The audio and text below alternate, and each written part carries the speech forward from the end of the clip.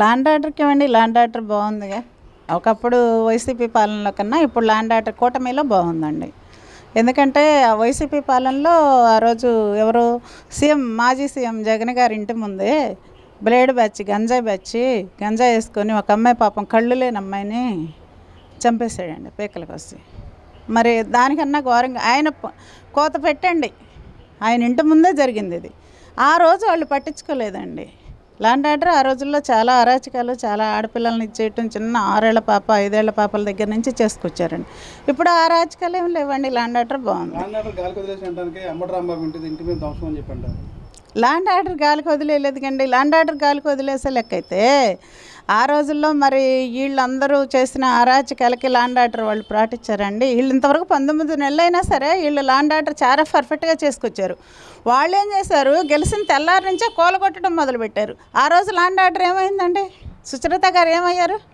మాజీ మినిస్టర్ సుచరిత గారు ఏమయ్యారండి? ఆ రోజు ల్యాండ్ ఆర్డర్ ఏమైంది? చంద్రబాబు నాయుడు గారి ఇంటి మీదకి వెళ్ళారు, రౌడీజంగా వెళ్ళారు. ఒక మాజీ మినిస్టర్ అయ్యండి జోగి రమేష్, మరి ఇంటి మీదకి రౌడీలు కూడా వెళ్ళరండి, అలా దుమ్మిగా వెళ్ళారు. ఆ రోజు ల్యాండ్ ఆర్డర్ ఏమైందండి? మరి ఇటు వచ్చేసి ఎవరో ఎమ్మెల్యే గారు, ఆయన పేరు ఏంటోనండి, చంపి డోర్ డెలివరీ చేశారు డ్రైవర్ని. ఎమ్మెల్సీ చంపి డోర్ డెలివరీ చేశాడు. ఆ రోజు ల్యాండ్ ఆర్డర్ ఏమైందండి? మరి వైజాగ్ మాస్క్ లేదని చెప్పి సుధాకర్ గారు, దళితులు సుధాకర్ గారు పాపం ఆయన ఎంతో పెద్ద వయసు వచ్చిన ఆయనండి. మరి ఆయన మాస్క్ లేదన్నందుకు కొట్టి మరి జైల్లో వేసి పిచ్చోడిని చేసి ఆ విధంగా చంపేసేదాకా వచ్చారంటే ఆ రోజు ల్యాండ్ ఆర్డర్ ఏమైందండి? మరి ఈ రోజు ల్యాండ్ ఆర్డర్ మాట్లాడటానికి ఎవరాళ్ళు? ఎక్కడ భద్రత లేదు. ఆ రోజుల్లో 30,000 మందిన ఎంతమందిని కిడ్నాప్ చేసి ఈ రాష్ట్రం నుంచి తీసుకెళ్ళి అమ్మేసిన రోజులు ఉన్నాయండి. అదే మా నాయకుడు పవన్ కళ్యాణ్ గారు చెప్పారు. మరి ఆ లిస్ట్ తీస్తే చాలా ఉంది.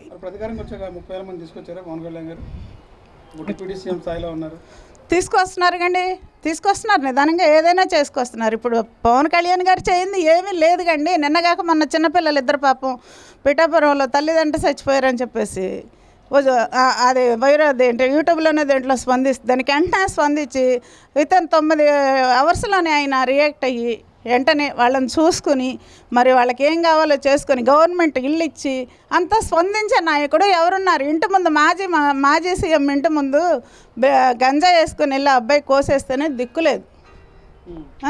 మరి ఒక ఆమె అట్నుంచి వచ్చిందండి, ఎవరు వికలాంగుడు పాపం, ఆవిడ స్థలం ఇట్లా ఉంటుందంటండి. ఆవిడ స్థలం పక్కన వైసీపీ వాళ్ళకి స్థలం ఉందంట.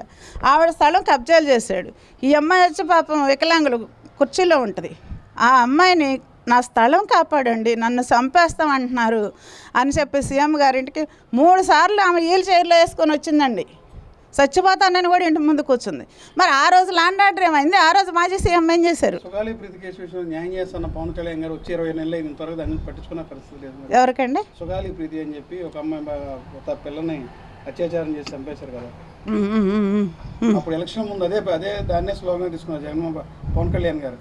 నేను అధికారంకి వచ్చిన తర్వాత మొట్టమొదటి సంతకం ఇదే ఫైల్ మీద పెడతాను, సుగాలి ప్రీతికి న్యాయం చేస్తాను. ఏమైతే న్యాయం చేస్తారండి? ఆయన ఇచ్చిన దానికి ఏది అన్యాయం ఇంతవరకు చేయలేదండి. ఇచ్చిన దానికి డబల్ చేసుకొచ్చారు కానీ అన్యాయం అయితే చేయలేదు. అది మరి ఎక్కడుందో ఇప్పుడు వీళ్ళు నెయ్యి అన్నారు, కొవ్వు అన్నారు, ఇవన్నీ ఏదో చెప్పుకొచ్చారు.